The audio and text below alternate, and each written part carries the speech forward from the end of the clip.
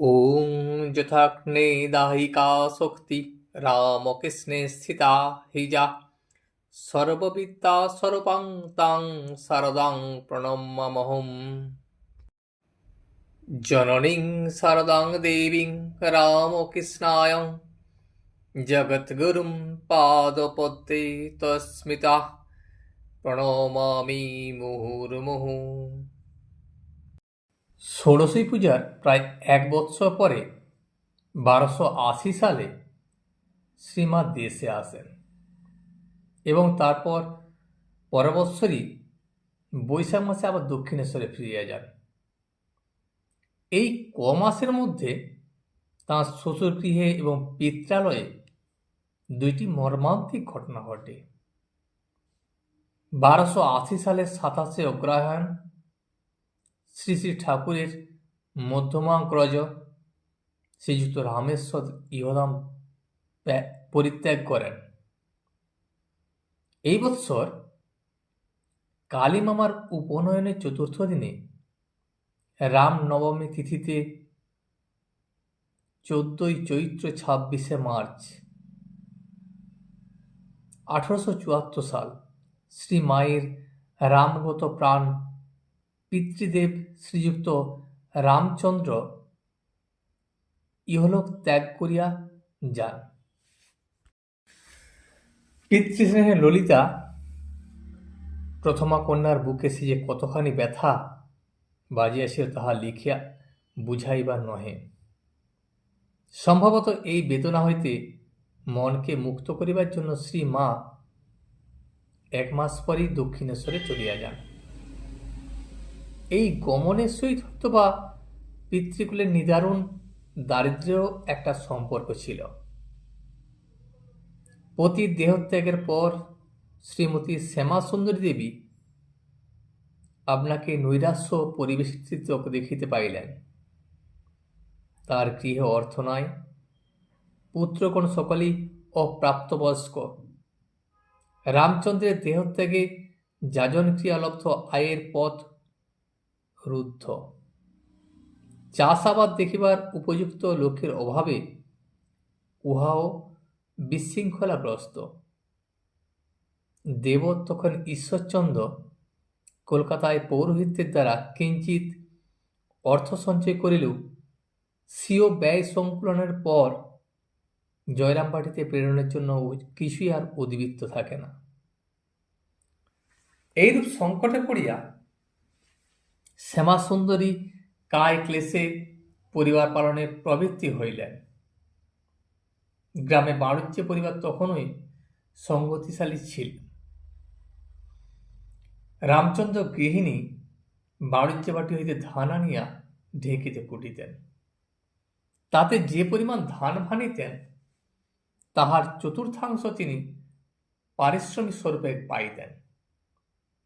শ্যামাসুন্দরীকে সংসারের জন্য কিরূপ পরিশ্রম করিতে হইত তাহার উদাহরণস্বরূপ তিনি পুত্রবধূ ইন্দুমতী দেবীকে একসময় বলিয়াছিলেন, আমরা ঘরে ভাত বসিয়ে তারপর শিওরে গিয়ে তরকারি নিয়ে এসেছি।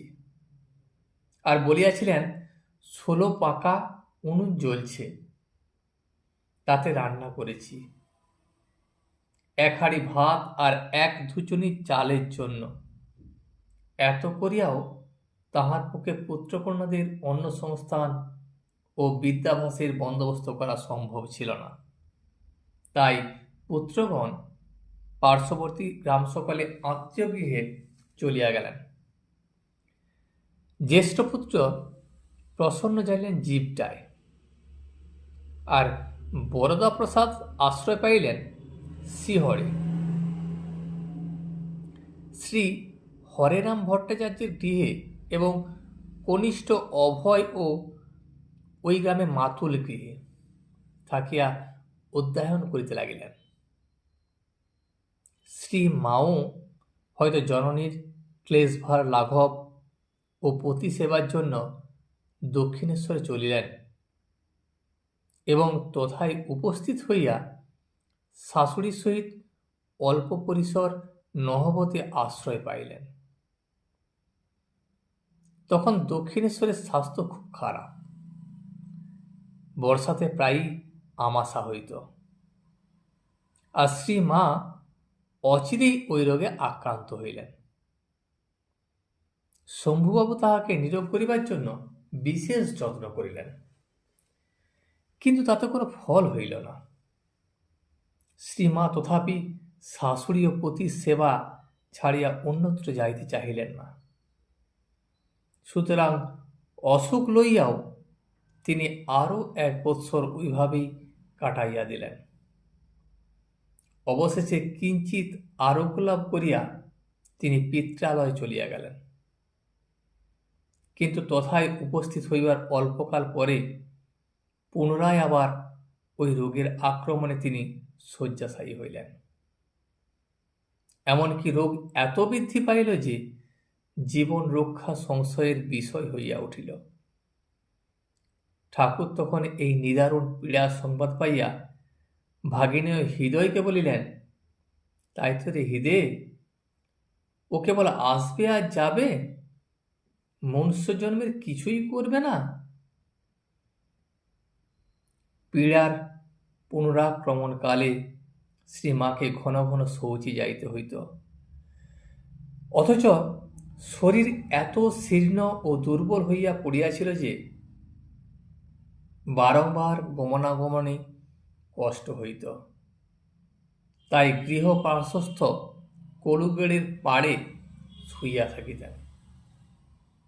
সেই সময় পুকুরের জলে নিজের অস্থি চর্মসার শরীরের প্রতিচ্ছবি দেখিয়া তাহার এমন মনে হইয়াছিল, আরে ছি, এই দেহ তবে আর কেন, এখানে দেহটি থাক, দেহ ছাড়ি। পরে তিনি বলিয়াছিলেন, আমার অসুখের সময় তখন সব শরীর ফুলে গেছে, নাক কান দিয়ে সব রস ঝরছে। উমেশ বললে, উমেশ হলো মায়ের ভাই, দিদি এখানে সিংহ বাহিনী আছেন, হত্যা দেবে। সেই আমাকে রাজি করে ধরে নিয়ে গেল। পূর্ণিমা রাত, সেজন্য আমার কাছে অমাবস্যা। চোখে দেখতে পাই না, চোখে জল পড়ে চক্ষু গেছে। গিয়ে মায়ের মাড়াতে পড়ে রইল। আবার আমাশা। 3-4 বার হাতড়ে হাতড়ে রাত্রে শৌচে গেল। সেখানে ভিক্ষে মা ছিল, ওইখানেই তার ঘর। সে মাঝে মাঝে গলা খেকারি দিত, আমি যাতে ভয় না পাই। পড়ে রইল। কিছুক্ষণ পরেই আমার মাকে এসে বলছেন, কামাতের একটি মেয়ের বেশে, রাধুর মতো অত বড় মেয়েটি, 12-13 বৎসর বয়স হবে। যাও যাও, উঠিয়ে আনো গে, অমন অসুখ তাকে ফেলে রাখতে আছে, এখনই আনো গে, এই ওষুধ দাও, আর এতে ও ভালো হয়ে যাবে। এদিকে আমাকে বললেন, লাউ ফুল নুন দিয়ে রগড়ে তার রস চোখে ফুট দিও, ভালো হয়ে যাবে। তারপর মা যে ওষুধ পেলেন তাই নিলুম, আর লাউ ফুলের ফুট চোখে দিলুম। দিতেই যেমন জল টেনে আনে, জলে জাল টেনে আনে, অমনি চোখের সব ময়লা টেনে বের করে দিল। আর সেদিনই চোখ আমার ভালো হয়ে গেল, আর শরীরে সব ফুলোটুলো কমে গেল, বেশ ঝরঝরে হলুম, সেরে গেল। যে জিজ্ঞাসা করতো বলতুম, মা সিংহবাহিনী ওষুধ দিয়েছেন। আর সেই হতেই মায়ের মাহাত্ম্য প্রচার হলো, আমিও ওষুধ পেলাম, জগৎ ধন্য হলো। আগে আগে মাকে অত কেউ জানতো না। আমার খুড়ো মায়ের ওখানে হত্যা দিয়েছিলেন, তাকে কিন্তু এমন ডেও ছেড়ে দিলেন যে টিকতে দিলে না। মাকে এসে স্বপ্নে বলছেন, আমি যে শয়নে আছি, এখন কেন হত্যা দিয়েছে? ও বামুন মানুষ, এসব জানে না, যাও যাও উঠিয়ে আনোগে। মা বললেন, এত কথা বললে আর ওষুধটুকু বললে দিলেই তো হতো। জীবনে আশা যখন নাই, তখন দেবী শরণ লইয়া শ্রী মা আরোগ্য লাভ করিলেন। জগৎবাসী ইহাতে প্রত্যক্ষ প্রমাণ পাইল যে দৈবী শক্তি হল অমোঘ, তবে সে শক্তির আশ্রয় গ্রহণ সকলের সাধ্যায়ত্ত নহে। শ্রী মায়ের ন্যায় যাহাদের চিত্ত ভক্তিতে পরিপূর্ণ, কেবল তাহারাই ইহাতে সফল কাম হন। কিন্তু এই সকল দৈবী শক্তি সম্পন্ন মহামানবের ঐকান্তিক ভক্তিতে দেবতার একবার জাগরণ হইলে অপরেও সেই মহা সৌভাগ্যের অধিকারী হতে পারে। সিংহবাহিনীর প্রতি শ্রী মা চিরজীবন অগাধ শক্তি, শ্রদ্ধা, ভক্তি পোষণ করিতেন। তিনি বিশেষ ভাবে সেখানকার মাটি কৌটায় পুরিয়া রাখিতেন। নিজে নিত্য উহার কিছু গ্রহণ করিতেন, রাধুকে একটু একটু খাইতে দিতেন এবং অপরকেও মায়ের মহিমা শুনাইতেন। শ্রী মায়ের এই আরোগ্য লাভ দর্শনে আশান্বিত দূর দূরান্তরের বহু লোক মানত করিয়া সিদ্ধকাম হওয়ায় এবং দেবী স্থানের মৃত্তিকা প্রয়োগে রোগমুক্ত হওয়ায় তথায় বহু ভক্ত আসিতে লাগিল। তাই আজকাল দেবীর প্রাঙ্গণ পূজার্থী ও দর্শনাকাঙ্ক্ষী নরনারী সমাগমে প্রায়ই কোলাহল মুখর দেখিতে পাওয়া যায়। 1282 বঙ্গাব্দের 16 ফাল্গুন শ্রী শ্রী ঠাকুরের শুভ জন্মতিথি দিবসে তাহার রত্নগর্ভা জননী শ্রীযুক্তা চন্দ্রমণি দেবী ভগবৎ পদে মিলিত হইলেন। তখন তাহার বয়স হইয়াছিল 85 বৎসর।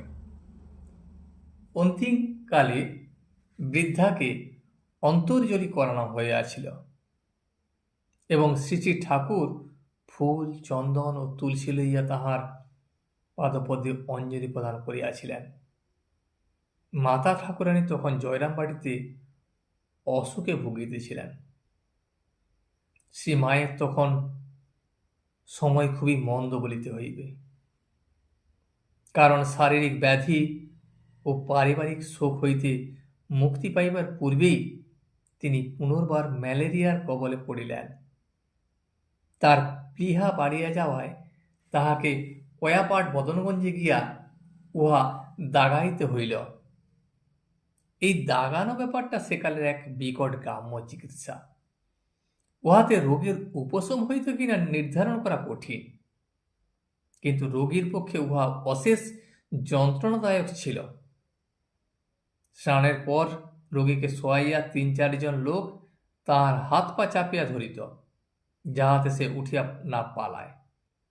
তারপর এক ব্যক্তি একটা জ্বলন্ত কুলকাঠ দিয়া পেটের উপরকার কতকটা জায়গা ঘষিত। উহাতে চামড়া পুড়িয়া যাওয়ায় রোগী চিৎকার করিত। শোনা যায় শ্রী শ্রী ঠাকুরও প্লীহা দাগাইবার জন্য কয়াপাটের হাটতলায় গিয়াছিলেন। শ্রীযুক্তা শ্যামাসুন্দরী কন্যাকে লইয়া কয়াপাটের হাটতলায় যখন উপস্থিত হইলেন, তখন তথাকার শিব মন্দিরে অন্য লোকের ঐরূপ প্লীহা চিকিৎসা চলিতেছিল। শ্রীমা সব দেখিলেন এবং রোগীদের আর্তনাদও শুনিলেন। যথাসময়ে তিনি স্নান সারিয়া আসিলে জনা কয়েক অগ্রসর হইয়া তাহাকে ধরিতে গেল। কিন্তু মা বলিলেন, না, আমাকে কাউকে ধরতে হবে না, আমি নিজেই চুপ করে শুয়ে থাকব। বাস্তবিক তিনি সে অমানসিক যন্ত্রণা নীরবে সহ্য করিলেন। পরে যে কোনো কারণেই হোক প্লীহা বৃদ্ধি তাহা সারিয়া গেল। কথিত আছে যে শ্রী ভগবান বা তাহার শক্তি বিশেষ যখন জগতে অবতীর্ণ হন, তখন তাহারা প্রচলিত রীতিনীতি ও আচার ব্যবহার এসবের বিরুদ্ধে অকস্মাৎ যুদ্ধ ঘোষণা না করিয়া ওইগুলিকে নবভাবে রূপায়িত করেন, কিংবা তাহাদের মৃতদেহে প্রাণ সঞ্চার করেন, অথবা ওই সকল আপাত বিরুদ্ধ প্রতিবেশের মধ্যেও স্বীয় মাহাত্ম্য প্রকাশ করিয়া রথভ্রান্ত জনগণকে এক উচ্চতর আদর্শের দিকে টানিয়া লন। কি জানি শ্রী মায়ের এইরূপ আচরণের পশ্চাতে কোন নিগূঢ় উদ্দেশ্য লুকায়িত ছিল। তবে তিনি নিজেই বলিয়াছেন, আদর্শ হিসাবে যা করতে হয় তার ঢের ভাড়া করেছি। শাস্ত্রকারগণের সিদ্ধান্ত এই যে ভক্তের ভক্তির আকর্ষণে দেবতা জাগ্রত হন। সিংহবাহিনীর জাগরণে আমরা ইহার প্রমাণ পাইয়াছি।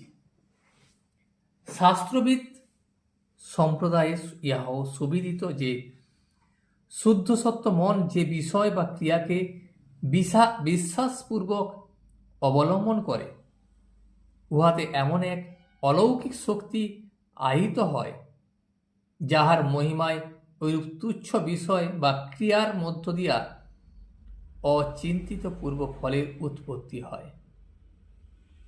প্লীহা চিকিৎসাতে আমরা ইহাই প্রত্যক্ষ করিয়াছি। শাস্ত্র আরও বলেন যে ভক্তের ঐকান্তিকতা না থাকিলে দেবতা তুষ্ট হইয়া সত্যই দর্শন দেন, কিংবা ভক্তগৃহে চির অধিষ্ঠিত থাকেন। শ্রী মায়ের পিতৃগৃহে জগদ্ধাত্রী পূজায় ইহা প্রমাণিত হইবে। আমরা এখন ওই বিষয়ের অনুসরণ করিব, কিন্তু তৎপূর্বে শ্রী মায়ের অদ্ভুত চরিত্রের কথা আরেকবার চিন্তা করিয়া লইতে চাই। আমরা ভাবিয়া স্তব্ধ হই যে কলকাতার ধনী ও বিদ্বানদিগের দ্বারা পরিবেষ্টিত সাধক সমাজের সিদ্ধি চরম অবস্থায় উন্নীত বলিয়া প্রখ্যাত এবং গুণগ্রাহী সিদ্ধগণের দ্বারা অবতার রূপে উপাসিত স্বয়ং শ্রীরামকৃষ্ণ কর্তৃক দেবী জ্ঞানে আরাধিত এবং সর্বদা সুসম্মানিতা হইয়াও এই অলৌকিক চরিত্র মাধুর্য মহীয়সী পল্লীবালা কখনো গৌরবমতে আত্মবিস্মৃত বা শ্রদ্ধাহীন হন নাই, বরং অশেষ বিনয় সহকারে আত্মীয় স্বজন এবং গ্রামবাসী সকলকে যথোচিত সম্মান দিয়াছেন এবং গ্রাম্য দেবতাদির প্রতি পূর্বাপেক্ষাও অধিক ভক্তি প্রদর্শন করিয়াছেন।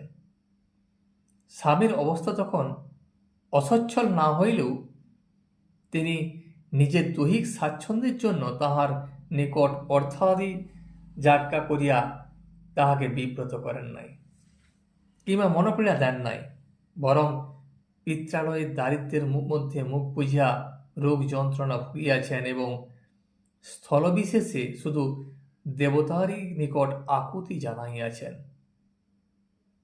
যেখানে এই প্রকার শরণাগতি এবং শ্রীমতী শ্যামাসুন্দরী দেবীর ন্যায় দেবদ্বিজে ভক্তিমতী মাতা যে গৃহের গৃহিণী, সেখানে দেবতার আবির্ভাব অবশ্যম্ভাবী। অতএব নিষ্কিঞ্চনের কুটিরেও রাজরাজেশ্বরী জগদ্ধাত্রী দেবীর পূজা তেমন আশ্চর্যজনক নহে। একবার গ্রামের কালী পূজার সময় নবমুখুজ্জে গ্রাম সংকীর্ণতাবশত আক্রোশ করিয়া পূজার জন্য সংগৃহীত শ্যামাসুন্দরী চাউল প্রভৃতি লইলেন না। তখন শ্যামাসুন্দরী বহু যত্নে এবং অতি ভক্তিভরে পূজার উপকরণ তৈয়ারি করিয়া রাখিয়াছিলেন, কিন্তু অপরের নিষ্ঠুরতায় তিনি অকস্মাৎ দেবীকে নৈবেদ্য দানে পর্যন্ত বঞ্চিত হইলেন। ইহাতে মর্মপীড়িত হইয়া তিনি সারা রাত্রি কাঁদিয়া কাটাইলেন এবং বলিতে লাগিলেন, কালীর জন্য চাল করেছি, আমার চাল নিলে না, এ চাল আমার কে খাবে? এই কালীর চাল এ তো কেউ খেতে পারবে না। তারপর তিনি রাত্রে স্বপ্নে এক দেবী তাহার নিকট আসিয়া গা চাপড়াইয়া চাপড়াইয়া তাহাকে জাগাইলেন। শ্যামাসুন্দরী চক্ষু মুলিয়া দেখেন রক্তাবর্ণা সে দেবী দুয়ারের ধারে পায়ের উপর পা দিয়া বসিয়া আছেন। তিনি বলিতেছেন, তুমি কাঁদছ কেন? কালির চাল আমি খাবো? তোমার ভাবনা কি? শ্যামাসুন্দরী তখন জিজ্ঞাসা করিলেন, তুমি কে? জগদ্ধাত্রী তখন উত্তর দিলেন, আমি জগদম্বে, জগদ্ধাত্রী রূপে তোমার পূজা গ্রহণ করব। পরদিন শ্রী মায়ের মা তাহাকে বলিতেছেন, হ্যাঁ রে সারদা, লাল রং পায়ে পা ঠেসান দিয়ে ও কি ঠাকুর? শ্রীমা বললেন, ও তো মা জগদ্ধাত্রী। দিদিমা তখন বললেন, আমি তো জগদ্ধাত্রী পূজা করব। ওই পূজা করার কথা তিনি যখন তখন বলিতে লাগিলেন। তিনি বিশ্বাসদের বাড়ি হইতে 5 মণ আমদায় ধান আনাইলেন। তখন এমন বৃষ্টি যে একদিনও বিরাম নেই। দিদিমা বলিলেন, মা, কি করে তোমার পূজা হবে? ধানই শুকাতে পারলুম না। কিন্তু মা জগদ্ধাত্রী কৃপায় এমন হইল যে চারিদিকে বৃষ্টি হইতেছে, অথচ দিদিমা চাটায়ে রৌদ্র আগুন জ্বালিয়া প্রতিমাকে শুষ্ক করিয়া উহাতে রং দেয়া হইল। প্রসন্নমামা ঠাকুরকে দক্ষিণেশ্বর সংবাদ দিতে গেলেন। তিনি শুনিয়া বললেন, মা আসবেন, মা আসবেন? বেশ বেশ, তোমাদের বড় খারাপ অবস্থা ছিল যে রে। মামা বলিলেন, আপনি যাবেন? আপনাকে নিতে এলো। ঠাকুর বললেন, এই আমার যাওয়া হলো, যা, বেশ পূজা করবে যা, বেশ বেশ, তোদের ভালো হবে। তারপর জগদ্ধাত্রী পূজা হইল। চতুষ্পার্শ্বস্থ লোক, গ্রামের বিস্তর লোককে নিমন্ত্রণ করা হইল। কিন্তু ওই চাউলেই সব কুলাইয়া গেল। প্রতিমা বিসর্জনের সময় দিদিমা জগদ্ধাত্রী মূর্তি কানে কানে বলিয়া দিলেন, মা জগায়, আবার আর বছর এসো, আমি তোমার জন্য সমস্ত বছর ধরে জোগাড় করে রাখব। পর বৎসর দিদিমাকে সীমা বলিলেন, দেখো তুমি কিছু দিও, আমার জগায়ের পূজা হবে। সীমা বলিলেন, অত লেঠা আমি পারবো না। হলো একবার পূজা হলো, আবার লেঠা কেন? দরকার নেই, ও পারবো না। ইহার পর তিনি রাত্রে স্বপ্ন দেখিলেন। 3 জন আসিয়া উপস্থিত, জগদ্ধাত্রী এবং তাহার সখীদ্বয় জয়া ও বিজয়া। তাহারা বলিতেছেন, তাহলে আমরা চলে যাব? সীমা সকৌতুকে জিজ্ঞাসা করলেন, কে তোমরা? দেবী বললেন, আমি জগদ্ধাত্রী। শুনিয়ায় সীমা অতিমাত্র সন্ত্রস্ত হইয়া বলিলেন, না, তোমরা কোথায় যাবে? না না, তোমরা কোথাও যাবে? তোমরা থাকো, তোমাদের যেতে আমি বলিনি। তখন হইতে বরাবর জগদ্ধাত্রী পূজা চলিতে লাগিল। শ্রী শ্রী মাতা ঠাকুরানীর পিতৃগৃহে তখন বেশি লোকজন ছিল না, তাই পূজার সময় বাসন মাজিতে ও অন্যান্য কাজ করিতে প্রতিবারে তাহাকে জয়রামবাটিতে আসিতে হইত। প্রথম বৎসর বিসর্জনের দিন বৃহস্পতিবার ছিল বলিয়া শ্রীমা আপত্তি তুলিয়াছিলেন। লক্ষ্মীবারে মাকে বিদায় দেওয়া চলে না। উহার পরের দিন সংক্রান্তি এবং তৃতীয় দিন নতুন মাসের পয়লা ছিল। অতএব চতুর্থ দিনে রবিবারে বিসর্জন হইয়াছিল। প্রথম 4 বৎসর পূজার সংকল্প শ্রীযুক্তা শ্যামাসুন্দরী দেবীর নামে, দ্বিতীয় 4 বৎসর শ্রী মায়ের নামে, তৃতীয় 4 বৎসর তাহার ক্ষুল্ল তাঁত শ্রীযুক্ত নীলবাধমের নামে হইয়াছিল। 12 বৎসর পূজা পরে শ্রীমার পূজা করিবার প্রয়োজন বোধ করেন নাই, কারণ সকলেরই নামে পূজা হইয়া গিয়াছে। তিনি যেদিন এরূপ অভিপ্রায় প্রকাশ করিলেন, সেই রাত্রে দেবী তাকে স্বপ্নে দর্শন দিয়ে জানাইলেন যে মধু মুখুজ্জের পিসিমা দেবীর আরাধনা করিতে চাহিতেছেন এবং 3 বার জিজ্ঞাসা করিলেন, তবে আমি যাই? শ্রীমা বুঝিতে পারলেন জগদ্ধাত্রী ত্রিসত্য করিয়া চলিয়া যাইতে চাহিলেন। অতএব তাহার পাদদ্বয় ধরিয়া সাগ্রহে বলিলেন, আমি আর ছাড়ব না তোমাকে, আমি বছর বছর তোমাকে আনব। এই সংকল্পানুসারে পূজা চালাইবার জন্য তিনি কিঞ্চিদধিক 10.5 বিঘা চাষের জমি দেবোত্তর করিয়া গিয়াছেন। এই জমির আয় ও সংগৃহীত অর্থের সাহায্যে আজও জয়রামবাটির মাতৃমন্দিরে প্রতি বৎসর পূজা অনুষ্ঠান হইয়া থাকে। প্রথম বৎসরের ন্যায় এখনো 3 দিন পূজা হয়। প্রথম দিন ষোড়শোপচারে এবং পরের 2 দিন সাধারণভাবে। দেবীর উভয় পার্শ্বে জয়া ও বিজয়ার প্রতিমা স্থাপিত ও পূজিত হয়। ভক্তগণ বিশ্বাস করেন যে জগদ্ধাত্রী শ্রী মায়ের মূর্তিতে অবতীর্ণ হইয়াছিলেন। সুতরাং দেবী আরাধিতা হইলেও শ্রীমা সত্যই আরাধিত হন। প্রসঙ্গত জগদ্ধাত্রী পূজার বিবরণের পর আমরা আবার শ্রী মায়ের অসুখের পরবর্তীকালে ফিরিয়া যায়। শ্রীযুক্ত মাস্টার মহাশয়ের দিনলিপি হইতে জানা যায়, শ্রী শ্রী ঠাকুরের মাতা ঠাকুরানীর দেহ থেকে সংবাদ পাইয়া অসুখ সারিবার অল্প পরেই শ্রীমা দক্ষিণেশ্বরে উপস্থিত হন এবং শ্রী শ্রী ঠাকুরের সেবায় আত্মনিয়োগ করেন। ইহা তার তৃতীয়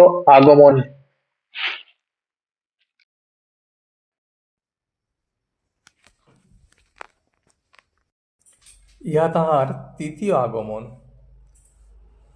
পরবৎসর কার্তিক অগ্রহায়ণ মাসে তিনি দেশে ফিরিয়া যান এবং সম্ভবত ওই বৎসর শীতকালে পুনরায় দক্ষিণেশ্বরে আসেন। ইহা তাহার চতুর্থ আগমন।